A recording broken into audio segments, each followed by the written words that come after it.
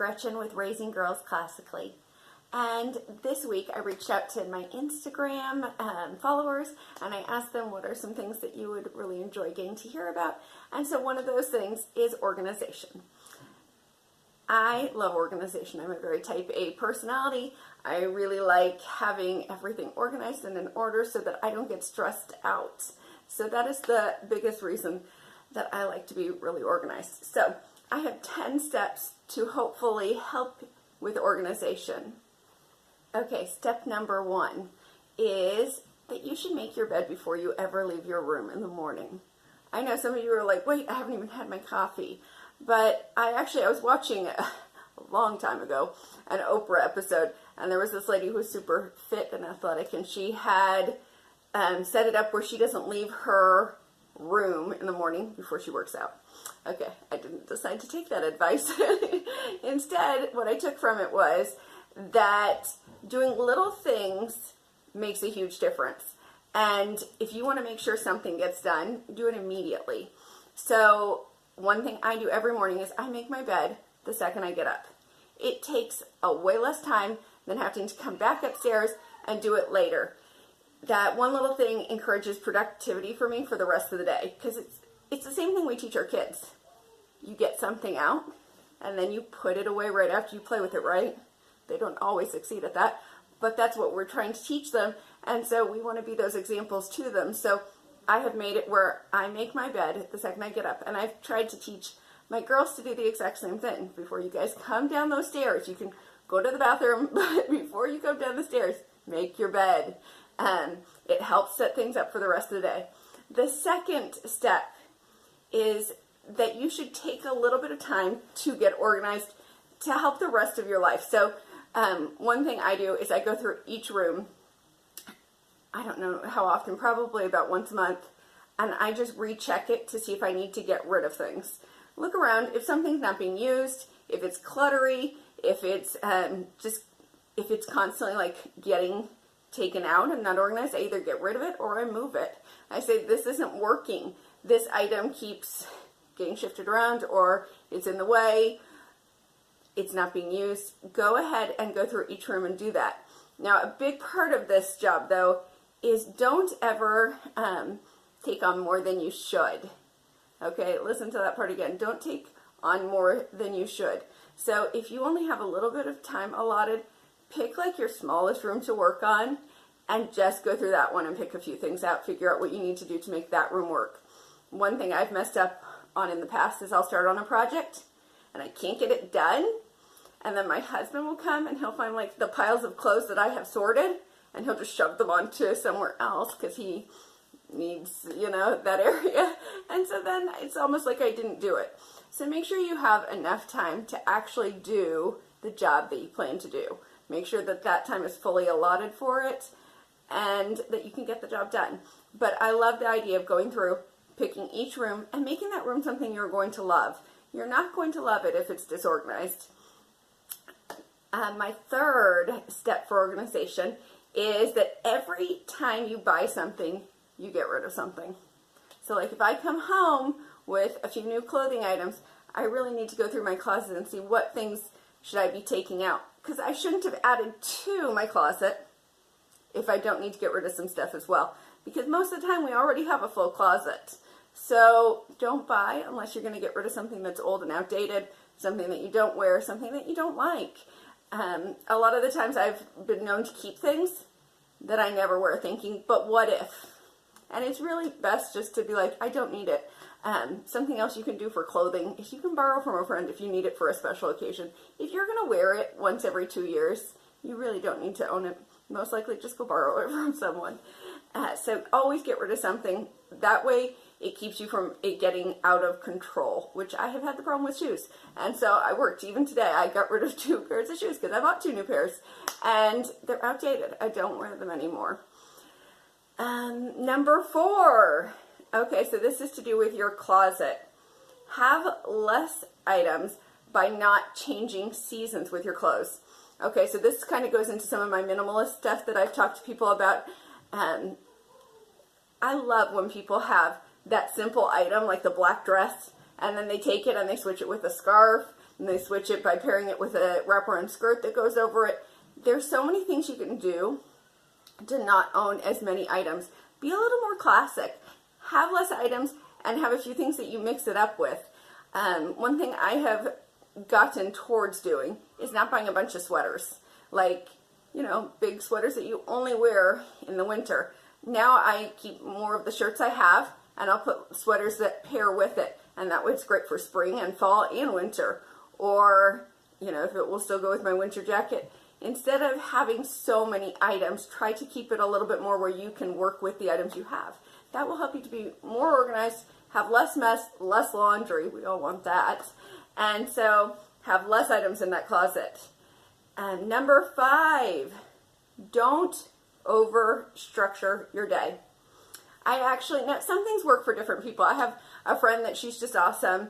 And so one day I saw her chart that she had on the wall, and it was so impressive. It's like color coded, and it had allotment for each child, and she has a bunch of kids, and I was like, whoa, I want to know about this. So of course I asked.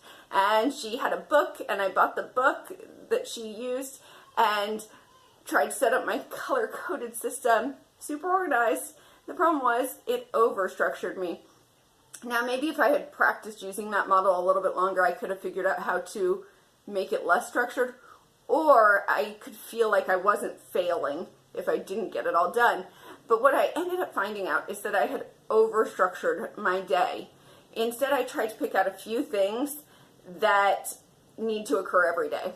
Like one thing for my family that we do is I get up first, which is just the time of life that I'm in. My kids are a little bit older and like to sleep in, and so in the morning I get up and I do my devotional and have my coffee, and that is an every morning thing. Like, that is just not even a question. Like, that's what I do.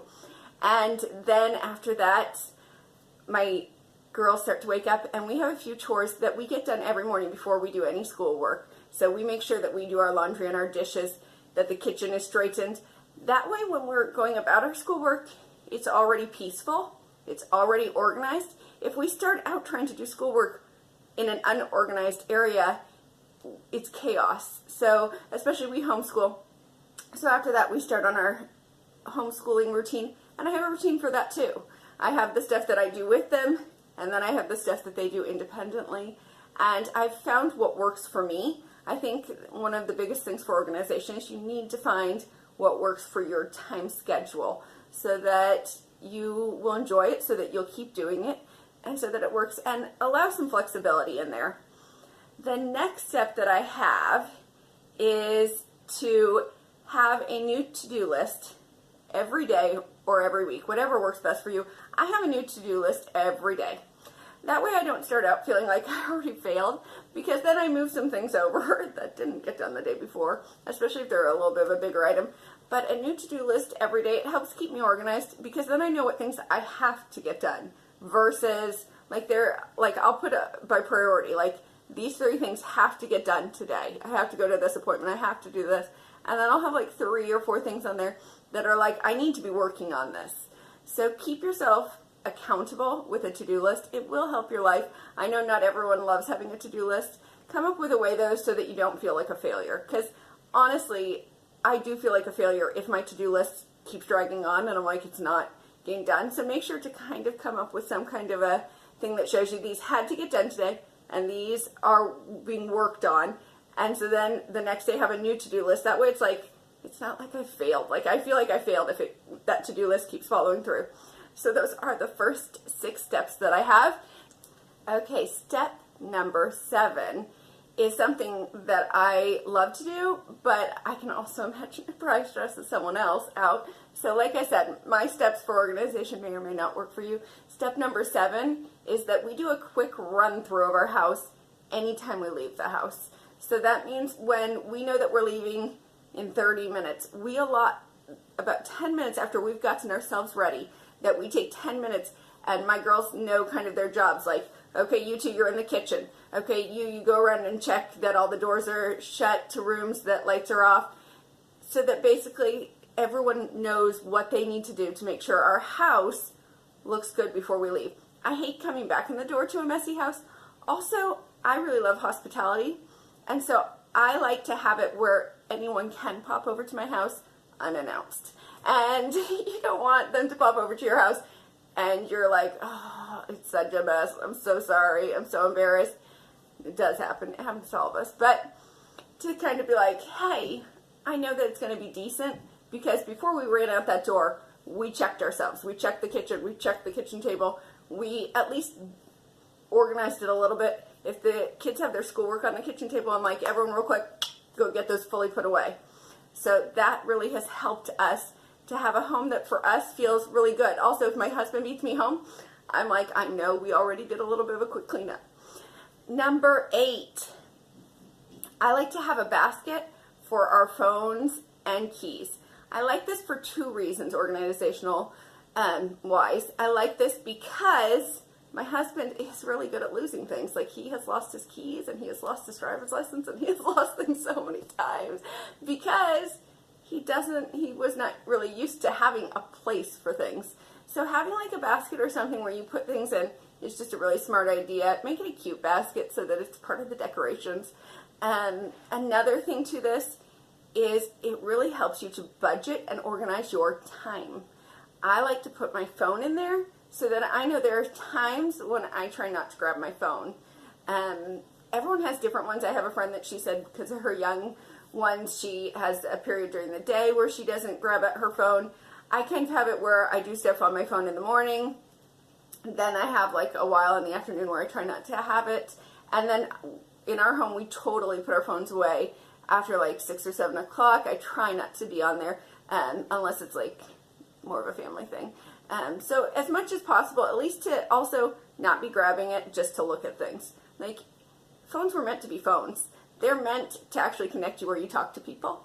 And so, you know, if you're just getting on there to browse, that sometimes really takes up a bunch of your time. So by putting it in a basket, it kind of reminds you, hey, I'm not actually supposed to go grab that again. I should actually be a little more intentional with this. And so I really love that. It's a good reminder. Number 9, keep things convenient. If things aren't convenient, you won't put it away right away. And it'll just get put somewhere real quick. Oh, just put it on the table. Oh, just put it on the stairs. Or just put it.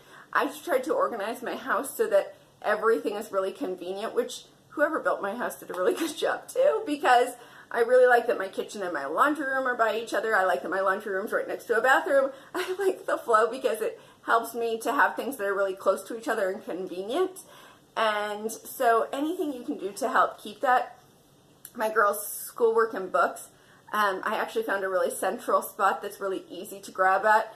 Anything like that that is going to help you to find stuff, to get to stuff quickly, will help you to either use it more or to put things away more. So make sure that you're really intentional with where you put things. If you do something and then you find it doesn't work, switch it. It's not working. So always be aware of those different things. And I always think, those things change based off my kids' ages, based off of things going on in my life. Now we have a little guy that's 1.5. That adjusts things for us. So make sure that you're thinking those things through. And number 10 is probably my favorite organization one, delegate. Yes, you can't do it all. You need to make sure that you are delegating things to your kids. One thing I have found is that if my kids have jobs, they tend to keep things cleaner in general because they know that they'll have to clean it later. So first off, the sooner you teach them those things, the better it will be for you. Sorry, my husband's just walking in. And so, so make sure to delegate, have simple things, and make sure just you have different times allotted into the day where you say, hey, I need you to go do your job. Hey, I need you to go do your job. Like I said, I like to have some jobs first thing in the morning, a few jobs right as we're running out the door, and sometimes some jobs right around dinner. I try not to give them jobs all day long because who wants that? I don't want that kind of stress. The biggest thing I can say is keep your house organized all the time, and then the jobs don't seem very big. Keep the jobs small. Keep the jobs really manageable. And so I hope that these 10 steps will help you to get organized. Let me know if they were helpful to you. Again, I'm Gretchen with Raising Girls Classically. You can check me out on Facebook or on Instagram or on YouTube. And I would love to talk with you more. Have a blessed day.